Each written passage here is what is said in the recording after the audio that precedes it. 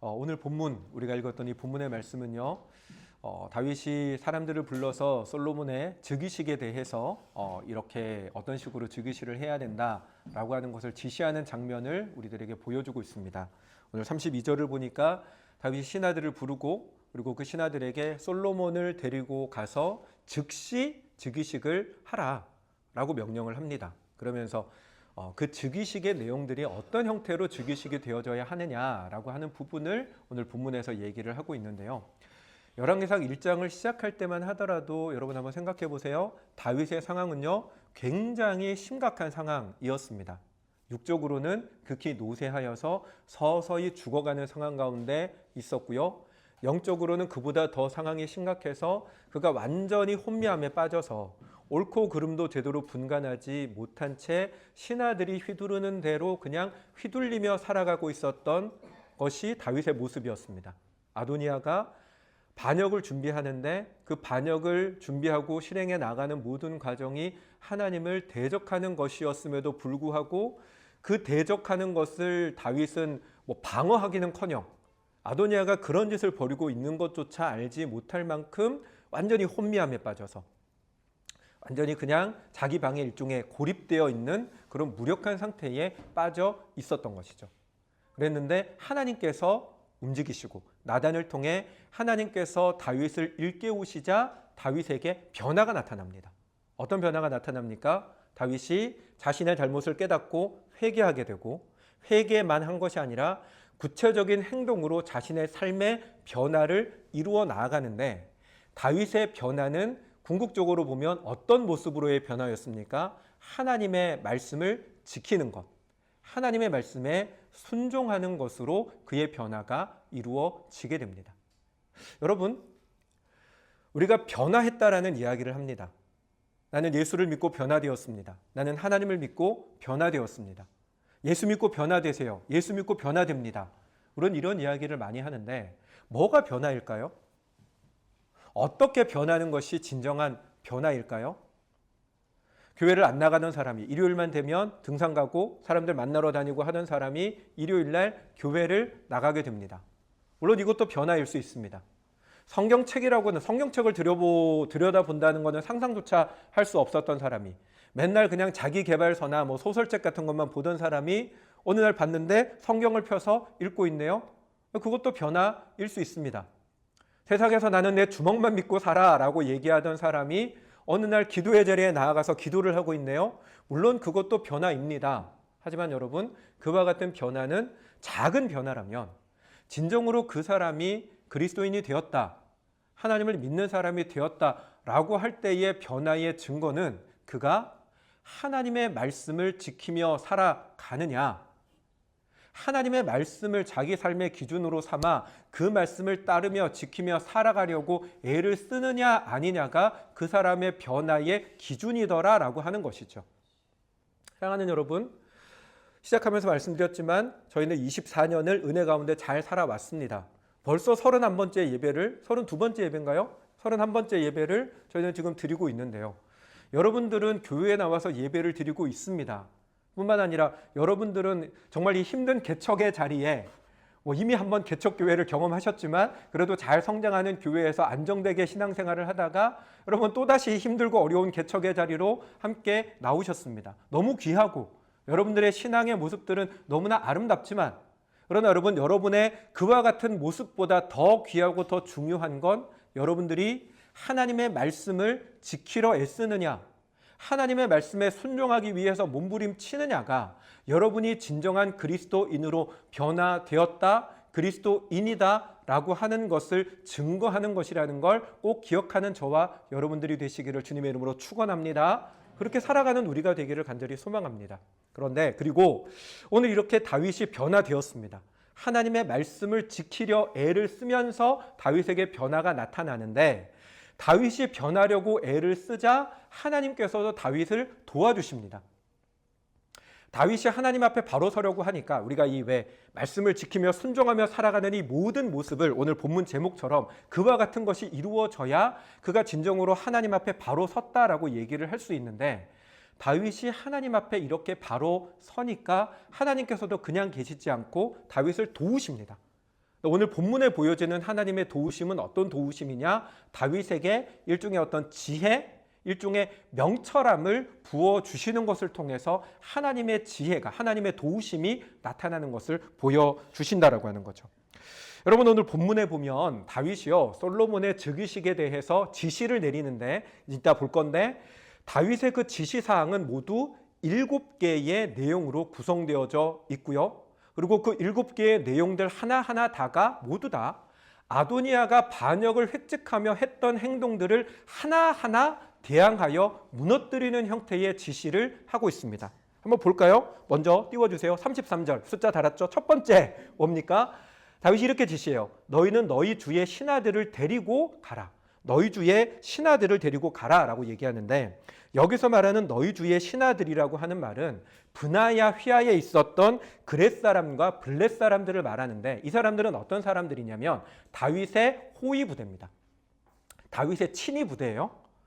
그러니까 이 그렛 사람과 블렛 사람이 솔로몬을 호위해서 내려가는 모습은 곧 무엇을 의미하느냐? 왕을 호위해야 되는 자가 솔로몬을 호위한다는 건 곧 솔로몬이 왕이다라고 하는 것을 보여주는 증거다라고 하는 거죠. 아도니아는 자신의 어떤 위력을, 위세를 드러내기 위해 개인의 돈을 들여 50명의 사병을 거느렸지만, 다윗은 그에 대항하여서 자신의 친위 부대를 보내줘서, 경호 부대를 보내줘서 아도니아보다 훨씬 더 대단한 위세를 보여주려고 했다라고 하는 것입니다. 두 번째, 또 이렇게 얘기합니다. 다음에 보면 두 번째는 뭐라고 지시합니까? 내 아들 솔로몬을 내 노새에 태워라 라고 이야기를 합니다. 자, 여러분, 노새라고 하는 짐승을 저는 사실은 본 적이 없는데, 이 노새라고 하는 게 암말과 수컷 당나귀 사이에서 태어나는 거래요. 근데 태어날 확률이 굉장히 낮답니다. 그러다 보니까 노새는 굉장히 귀한 짐승이었어요. 우리가 생각할 때는 말이 더 귀하고 노새는 별거 아닌 것 같은데, 이 태어나는 확률이 너무나 극악한 짐승이다 보니까 그 짐승을 타고 다니는 사람 자체가 흔치 않았고, 그런 노새는 누가 타고 다닐 수 있을까요? 돈 많은 사람, 권력 있는 사람만 타고 다니는 거예요. 그래서 왕실의 자제들, 특히나 우리가 사무엘하 13장에 보면 다윗이 자신의 모든 왕자들에게 노새를 줘서 타고 다니게 했다라고 하는 내용이 나오는데, 이와 같은 내용들은 무엇을 의미하냐면 아도니아도 사실은 노새를 타고 다녔겠죠. 아도니아가 50명 거느리고 다닐 때 걸어 다녔겠습니까? 노새 타고 다녔겠죠. 그런데 그 노새 가운데 수컷 노새도 귀하지만 훨씬 더 귀한 게 뭐냐면 암컷 노새예요. 그래서 암컷 노새는 오직 왕만 타고 다닐 수 있습니다. 그러니까 여기서 말하는 내 노새에 태우라고 할 때 이 노새는 어떤 노새? 왕만 타고 다니는 암컷 노새에 태우고 내려가게 한다는 것. 그 또한 아도니아의 그 모든 계획을 무너뜨리는 왕의 노새를 탄 자가 곧 왕이다라고 하는 것을 보여주려고 하는 것이었다라고 하는 것이죠. 세 번째로 또 다윗은 세 번째 그 다음 장면에 이 노새에 태우고 나서 어디로 가라고 얘기를 합니까? 기혼이라고 하는, 오늘 성경 공부 시간이에요. 잘 들으세요. 기혼이라고 하는 곳으로 데리고 가라고 얘기를 합니다. 왜 기혼으로 가라고 했느냐? 그 이유는 기혼이요. 여러분, 예루살렘은 산 위에 있는 성입니다. 그렇기 때문에 물이 없어요.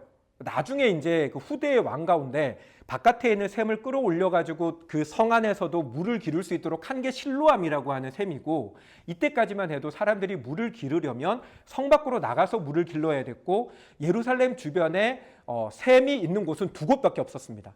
그 중에 하나가 아도니아가 잔치를 벌였던 에누르겔 근방 소헬렛 바위 근처가 하나의 샘, 또 하나의 샘이 어디냐면 기온샘이었어요.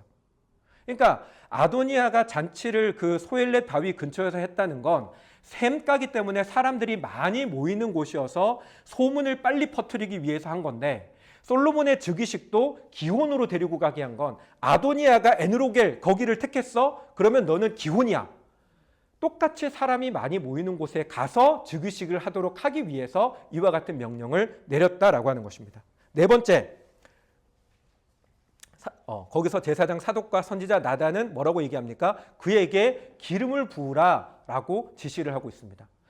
여러분, 아도니아가 왕이 되려고 시도하면서 잔치를 벌이고 온갖 세력을 형성했음에도 불구하고 하나 안 한 게 있습니다. 너무나 중요한데 빠뜨린 게 있습니다. 그게 뭐예요? 기름 부음을 빠뜨렸습니다. 일전에 설명하면서 아도니아가 기름 부음을 배제했던 이유는 하나님을 대적하는 것이기에 하나님이 필요 없이 인간의 힘만 가지고 하려고 하는 것을 노골적으로 드러낸 것이라고 했죠. 그렇기 때문에 다윗은 기름 부음을 강조합니다. 기름 부음을 받아야 정식으로 유다의 왕, 곧 하나님께 위임받은 왕이 된다라고 하는 사실을 분명하게 보여줄 수 있기 때문에 아도니아의 행위에 대항하여 기름 부음을 강조하고 있는 것입니다. 다섯 번째, 뿔라파를 불라고 얘기합니다. 여러분 이거 아마 아시는 분들이 많이 없을 텐데 이스라엘 사람들에게 나팔이 두 종류의 나팔이 있어요. 하나는 은나팔이 있습니다. 은을 쳐서 뿔 모양으로, 나팔 모양으로 만들어서 부는 은나팔이 있고, 또 하나가 양의 뿔로 만든 양각 나팔이 있는데 이 나팔들은 부는 때가 다릅니다. 일반적으로 은나팔은 언제 부느냐? 행진할 때, 전쟁 상황에서 은나팔을 붑니다. 하지만 뿔나팔을 언제 부느냐? 뿔나팔은 하나님께 예배할 때 부는 게 뿔나팔이에요. 그래서 여담이지만 이스라엘 백성들이 여리고성을 한 바퀴씩 돌면서 나팔을 불잖아요. 그때 어떤 나팔을 불었을까요? 은나팔을 불었을까요? 뿔나팔을 불었을까요? 어떻게 생각하세요? 네, 이게 중요한데 이스라엘 백성들이 그때 불었던 나팔은 뿔나팔입니다. 왜냐? 그 당시 이스라엘 사람들이 여리고성을 돌았던 그 장면은 전쟁이 아니었어요. 하나님을 향한 예배였습니다. 그리고 여리고성은 하나님께 바치는 제물이었죠. 하나님께 바치는 제물은 어떻게 합니까? 다 태워드려야 됩니다. 그래서 여리고성을 다 남김없이 진멸하라고 하셨던 거예요. 그래서 뿔나팔을 불었다라고 하는 건 예배 상황을 의미합니다. 그러니까 여기서 지금 이 솔로몬의 즉위식에 뿔나팔을 불어라라고 얘기하는 건 이 즉위식을 뭘로 만드는 거예요? 예배로, 하나님을 향한 경외로, 하나님의 주권적인 다스림으로 다윗이 선포하기 위해서 이 명령을 했다는 겁니다. 아도니아는요, 그게 일절 없었어요. 사람들의 잔치로 끝나버리고 말았던 거죠. 이게 이 또한 아도니아의 모든 계획을 무너뜨리려고 하는 다윗의 시도였다는 것입니다. 그리고 또 다음번 여섯 번째로 솔로몬 왕은 만세수를 하옵소서라고 외치라고 이야기를 하고 있습니다. 자, 새로운 왕을 위한 기원을 외치라라고 하는 건데 이 외침과 함께 기원에서부터 왕성으로 올라오게 함을 통해 가지고 적어도 예루살렘 안에서만큼은 확실하게 솔로몬이 왕이다라고 하는 걸 한 발 먼저 확인하게 각인시키기 위한 시도였던 것입니다. 그리고 마지막 일곱 번째, 내 왕위에 앉아라. 이 또한 솔로몬이 왕이라고 하는 걸 확실하게 보여주기 위함인데 나중에 우리가 또 뒤에 가면 설교할 때 나누겠지만 이 모든 상황이 진행되고 있는 과정 속에도 아도니아는 여전히 잔치의 자리에 앉아서 사람들과 먹고 마시고만 있습니다. 그 모든 상황 속에서 다윗은 솔로몬을 빨리 왕좌에 앉혀서 아도니아의 모든 계획이 무너지도록 하기 위해서 이와 같은 지시를 내리고 있다라고 하는 거죠. 자, 여러분 보세요. 다윗이 솔로몬의 즉위식에 대해서 이와 같은 7가지 형태의 지시를 내렸고요. 그리고 그 지시의 내용들 하나하나 모두 다 아도니아의 그 계획을 하나하나 무너뜨리는 형태의 지시였었습니다. 근데 이와 같은 지시가 언제 내려집니까? 다윗이 나단과 밧세바를 만나서 선언하고 너희 잠시 물러가, 내가 좀 더 고민해보고 이 사태를 어떻게 해결할지 생각해볼게, 그러고 생각하고 왕의 조언자들을 불러들여서 그 사람들과 상의해서 이와 같은 계획을 세운 겁니까? 아니죠. 다윗의 이 계획은 언제 세워집니까? 이 계획은 그가 변화되자마자, 하나님 앞에 바로 서자마자 즉시로 그의 입에서 이와 같은 지시가 떨어진 거예요. 그러면 여러분, 다윗이 이와 같은 지시를 평소에 생각했을까요? 그가 혼미한 중에 무력하게 자기 방에 갇혀 있지만 계속해서 내가 힘만 찾으면, 내게 기회가 오면 솔로몬을, 내 아들을 이 왕으로 세워야 되는데 이 왕으로 세울 때 내가 어떤 식으로 해가지고 즉위식을 거행할까를 계속 생각해 두다가 이 자리에서 얘기를 한 겁니까? 아니잖아요. 이건 뭘 의미합니까? 하나님께서 그 순간 솔로몬에게 이 지혜를, 다윗에게 이 지혜를 주셨다는 겁니다. 여러분, 오늘 본문에 나와 있는 이 장면은 사실은 솔로몬 왕의 즉위식이 어떤 식으로 펼쳐졌는지를 우리들에게 보여줍니다. 우린 이 부분들을 보면서 솔로몬의 즉위식이 이렇게 됐구나, 당시 고대 이스라엘이 왕의 즉위식을 할 때 이런 형태로도 진행을 했구나 라고 하는 정보를 얻을 수는 있습니다. 하지만 여러분, 성경이 이와 같은 내용을 이곳에 기록하고 있는 건 단지 고대 다윗 시대의 왕의 즉위식은 이런 식으로 했었다라고 하는 걸 보여주는 정보 전달을 하려고 기록한 게 아닙니다. 성경이 우리들에게 보여주려고 하는 게 고대 왕실의 생활상을 보여주려고 하는 것이었다면 열왕기 상 하나 또는 뒤에 나오는 역대 상하에 비슷한 장면들이 또 나와야 돼요. 그래서 왕의 즉위식이 이런 식으로 변천했다라고 하는 것을 보여줘야 되지만 성경에는 그런 내용이 나오지 않습니다. 여기에만 유일합니다. 왜 그럴까요? 보여주려고 하는 게 달라요. 성경이 보여주려고 하는 건 뭐냐?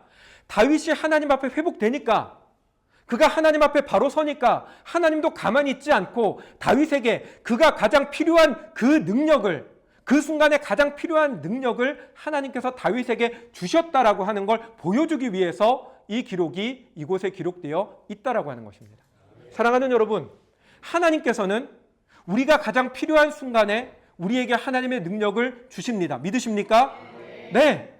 그리고 하나님께서 주시는 도우심은 너무나 구체적이고 너무나 실제적인 역사로 우리 가운데 나타납니다.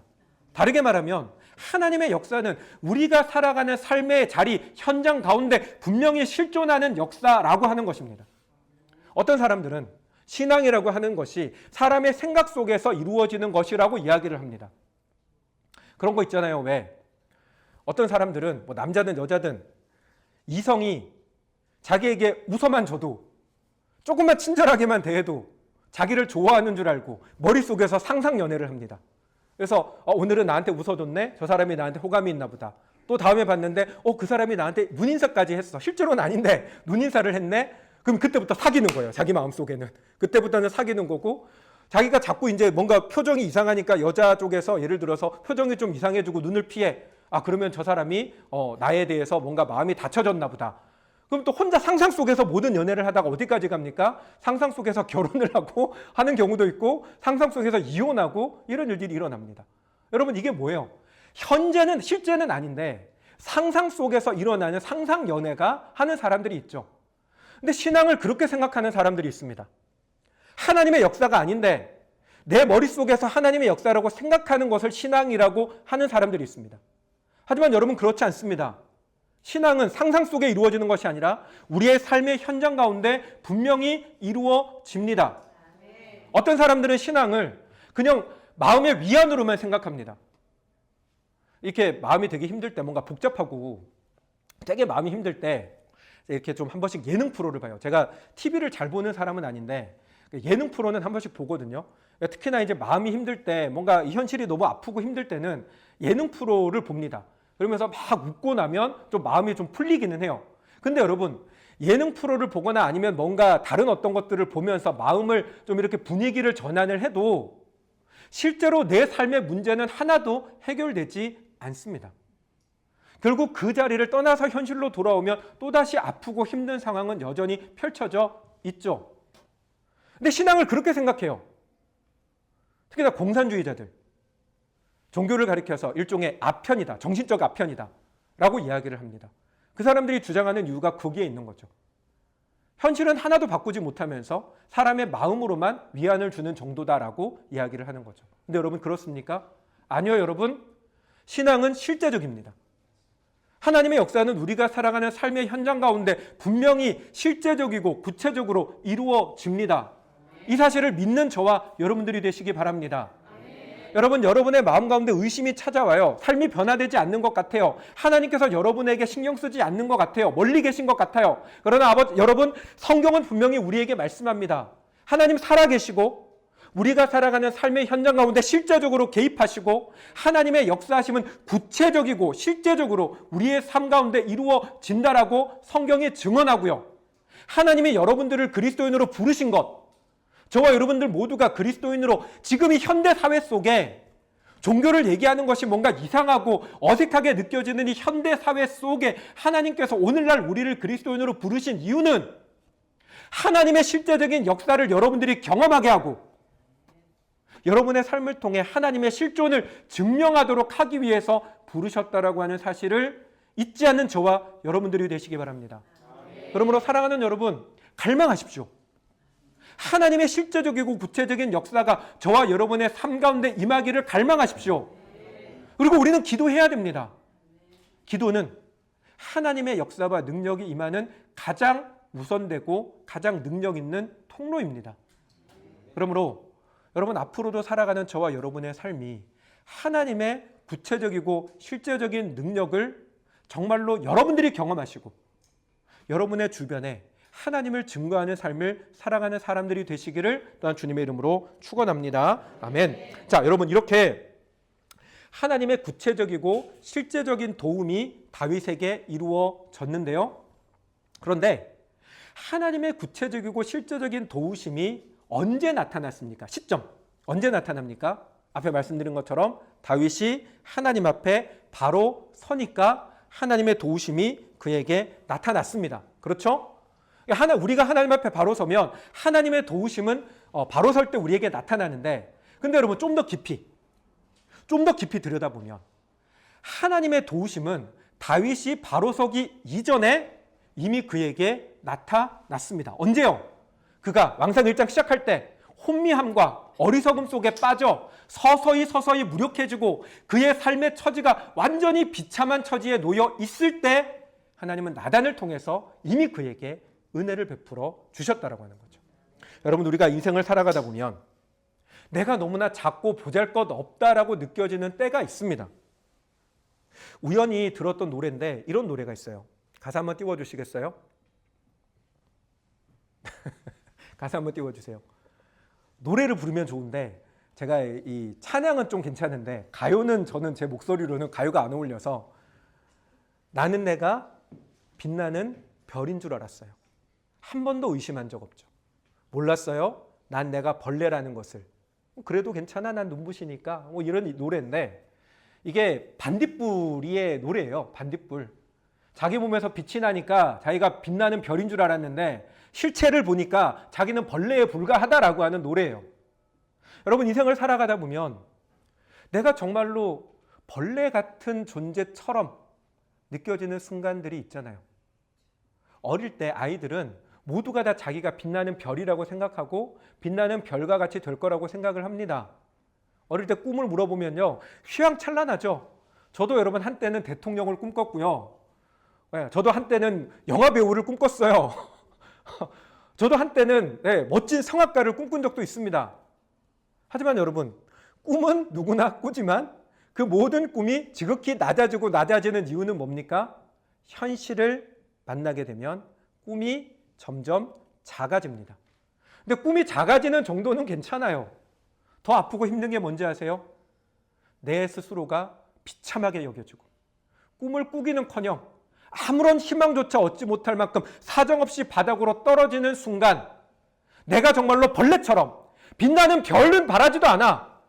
근데 내가 정말로 별레처럼 느껴지는 순간들이 우리 가운데 분명히 찾아온다는 것입니다. 그런데 여러분, 다윗 역시도 그의 삶이 너무나 비참한 벌레 같은 순간이었습니다. 한때는 위대한 왕이었지만 모든 사람이 다윗 왕 최고라고 얘기하고 권력의 최정점에 있었지만 나이가 들고 기력을 잃어가고 정신이 혼미해지자 그는 그저 신하들에게 방에 고립되어서 나라가 어떻게 돌아가는지 알지 못한 채 모든 정보가 차단되어 뒷방 늙은이 취급을 받으며 그냥 자기 방에 고립되어 죽어가고 있었습니다. 얼마나 비참하고 얼마나 벌레 같은 순간이었습니까? 하지만 바로 그때 하나님께서 찾아오신 거예요. 가장 비참하고 벌레 같은 그 순간에 하나님이 다윗을 찾아오셨습니다. 사랑하는 여러분, 하나님은 우리를 찾아오시는 분이십니다. 여러분, 하나님은 내가 가장 힘들고 어렵다고 생각하는 그 순간에 반드시 우리를 찾아오십니다. 아니, 이미 찾아오셨습니다. 여러분, 하나님은요, 우리가 하나님 앞에 간구할 때 우리의 기도를 들으십니다. 하나님은 하나님의 백성이 하나님을 구할 때 또는 하나님의 백성이 아닐지라도 하나님을 구하는 자에게는 반드시 응답하십니다. 이스라엘 백성들이 애굽 땅에서 노예 생활을 하고 있을 때 하나님이 모세를 보내시면서 뭐라고 말씀하세요? 내가 저 백성의 소리를 내가 들었나니 그러면 보내십니다. 구하는 자를 들으십니다. 심지어는요, 하나님의 백성이 아니었던 여리고성에 있었던 룻이라고 하는 롯이죠? 룻인가요? 룻. 이름 갑자기 생각이 안 나요. 이름 갑자기 생각이 하여튼 그 여인이 그 여인이 그렇잖아요. 왜 그 라합이었나요? 갑자기 이름 생각이 안 나요. 라합 맞아요? 라합 맞죠? 네. 큰일 났어요. 라합의 가정이 구원을 받아요. 그렇죠, 여러분?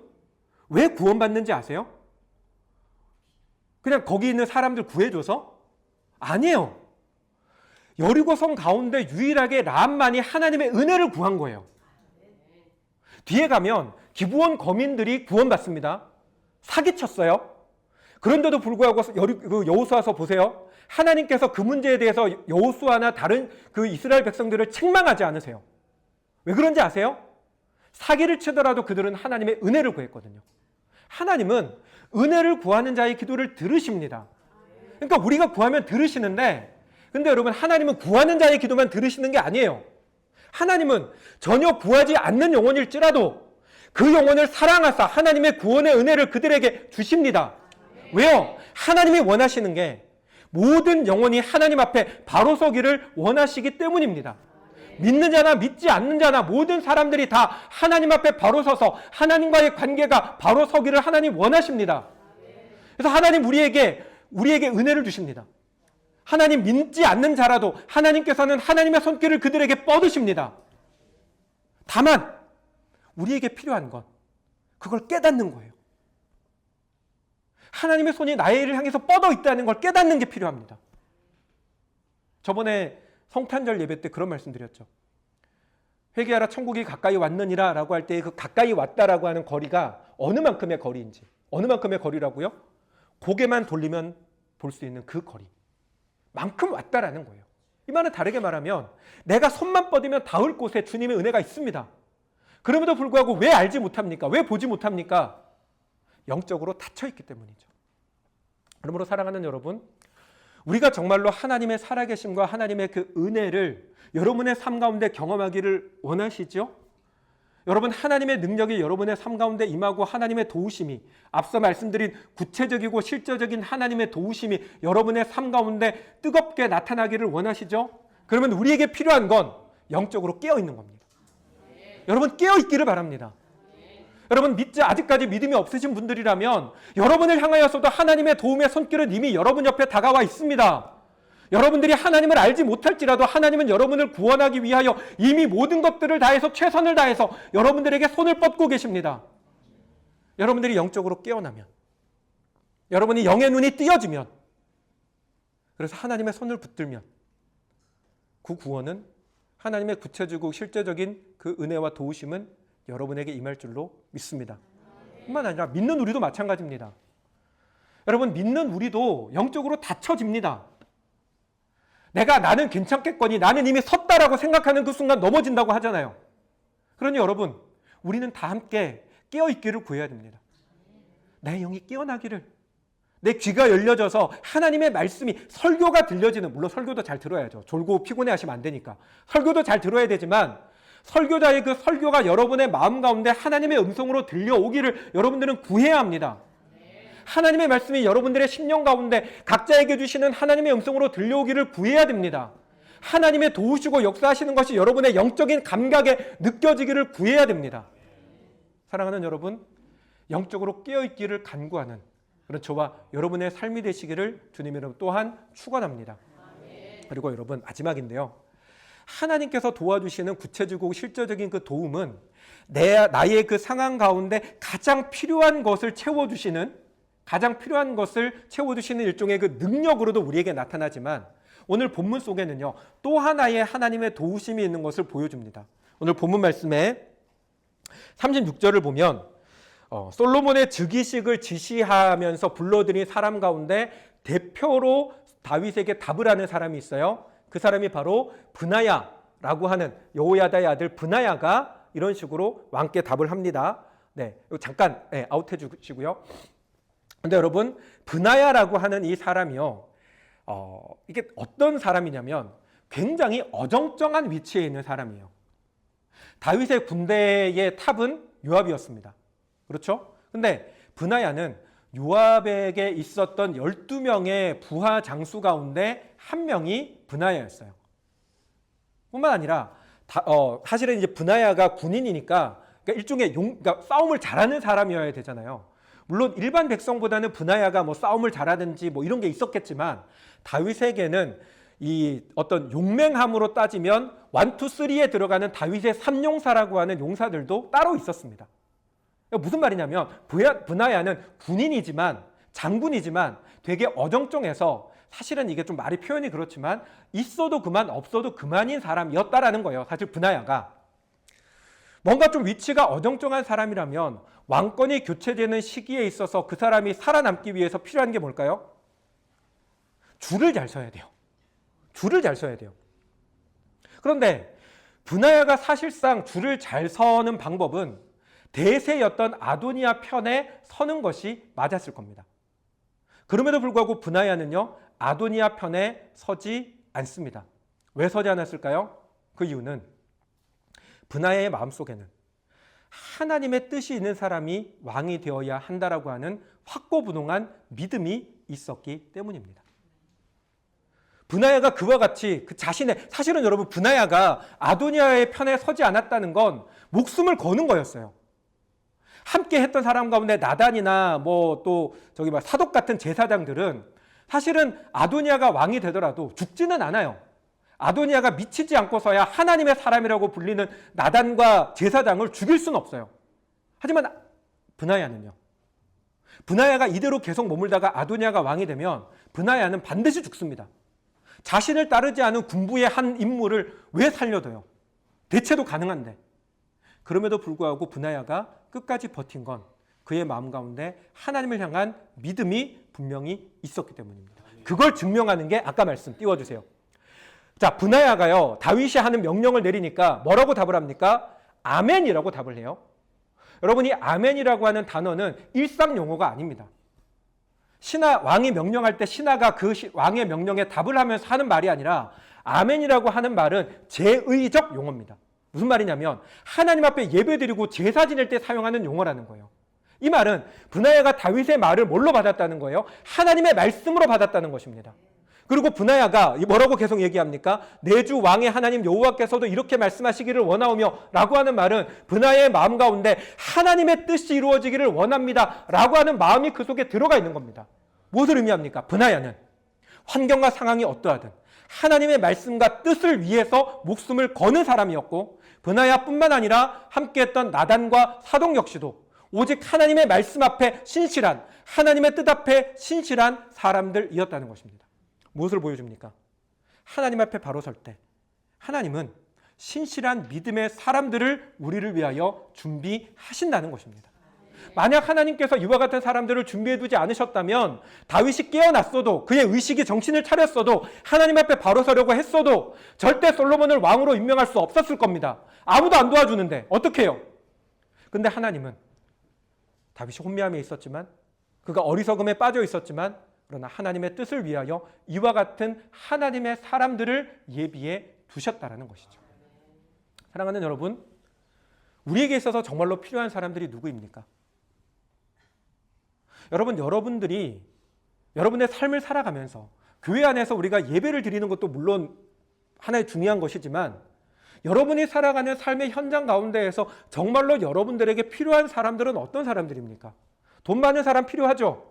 권력 있는 사람 필요하죠. 똑똑한 사람 필요하죠. 그런 사람들이 나에게 많으면 여러분들이 계획하고 하시는 일들, 하고 싶어 하시는 일들이 전부 다 도움을 받을 것입니다. 하지만 여러분, 정말로 우리에게 필요한 사람, 정말로 우리에게 있어야 하는 사람은 하나님의 사람들인 줄로 믿습니다. 사랑하는 여러분, 어떤 사람을 꿈꾸십니까? 여러분, 어떤 사람들을 하나님 앞에 구하십니까? 여러분은 어떤 사람들과 만나고 계십니까? 어떤 사람들에게 잘 보이기를 원하십니까? 여러분, 우리가 정말로 애를 쓰고 더 사랑하고 더 섬기고 더 함께 해야 되는 사람들, 바로 신실한 믿음의 사람들인 줄로 믿습니다. 사랑하는 여러분, 그러므로 우리 서로 믿음의 사람들에게 정말로 더 많은 사랑과 더 많은 수고를 아끼지 않은 저와 여러분들이 되시기를 간절히 소망합니다. 저는 제가 이 라이트하우스라고 하는 이름으로 교회를 개척 시작하면서 아무도 없을 거라고 생각했어요. 하나님의 말씀에 순종해서 부산 땅으로 내려왔고 교회를 개척했지만, 내가 과연 이곳에, 사실은 제가 개척했을 때 뭔가 저와 함께할 사람들이 있는 곳은 청주라고 생각했지 부산 땅에 사람들이 있을 거라고 생각하지 못했습니다. 그럼에도 불구하고 하나님께서는 저에게 여러분들을 주셨습니다. 하나님은 하나님의 뜻대로 하려고 하는 사람에게, 하나님의 앞에 바로 서려고 하는 사람에게 반드시 하나님의 사람들을 붙여주셔서 그 일을 온전히 이루도록 역사해 주시는 줄로 믿습니다. 그러므로 여러분들도 하나님의 사람들이 여러분에게 있기를 더욱더 간절히 구하는 여러분 되시기 바라고요. 뿐만 아니라 하나님이 여러분에게 주신 사람들을 귀하게 여기고 그 사람들을 아끼고 사랑하고 함께 기도의 끈으로 단단하게 뭉쳐가는 저와 여러분들이 되시기를 주님의 이름으로 축원합니다. 그럴 때 함께하는 우리를 통하여 하나님의 뜻이 우리 안에 온전히 이루어질 줄로 믿습니다. 말씀을 마치겠습니다. 여러분, 하나님 앞에 바로 설 때 하나님은 반드시 우리를 도우십니다. 하나님의 도우심은 구체적이고 실제적으로 여러분이 살아가는 삶의 현장 가운데 반드시 임합니다. 그 하나님을 경험하는 저와 여러분 되시기 바랍니다. 뿐만 아니라 하나님의 그 도우심은요, 하나님의 능력도 주시지만 함께하는 사람들도 우리에게 주셔서 하나님은 하나님의 뜻이 반드시 이루어지도록 역사하십니다. 그러므로 하나님의 사람들을 꿈꾸시고 여러분들도 하나님의 사람들이 되실 수 있기를 바랍니다. 그리고 마지막인데요, 하나님의 그 모든 역사와 도우심은 우리가 영적으로 깨어있을 때, 우리가 깨어있어 이미 우리에게 뻗으신 하나님의 손을 우리가 붙들 때 그때의 역사가 나타나게 되는 줄로 믿습니다. 영적으로 깨어있기를 소망하며 그것을 간구하는 우리 모두의 삶이 되시기를 주님의 이름으로 축원합니다. 아멘. 함께 같이 찬양하겠습니다.